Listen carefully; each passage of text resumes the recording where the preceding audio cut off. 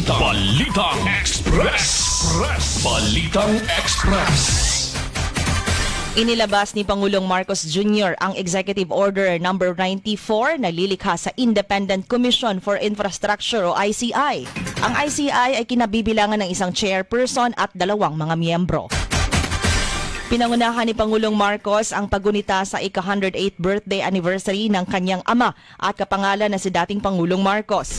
Sa wreath-laying ceremony sa Marcos Monument sa Batac City, Ilocos Norte, sinabi ng Pangulo na ang dating Pangulong Marcos Sr. ay nag-iwan ng standard of leadership na nakaangkla sa devotion ng bansa at pagiging hindi makasarili. Sa ilalim ng proposed 2026 budget ng Office of the Vice President, hindi na magiging bahagi ng 100 million pesos pagbabago campaign ng ahensya ang librong Isang Kaibigan. Ito ay ayon kay OVP Assistant Chief of Staff Limuel Ortonio. Ang 10 million pesos na proposed budget para sa nasabing learning material ay naging kontrobersyal noong nakaraang taon. Hinikayat ni Senator Bam Aquino ang Department of Education na maglatag ng malinaw at napapanahong datos hinggil sa classroom backlog upang matukoy ang kinakailangang pondo para sa 2026 national budget.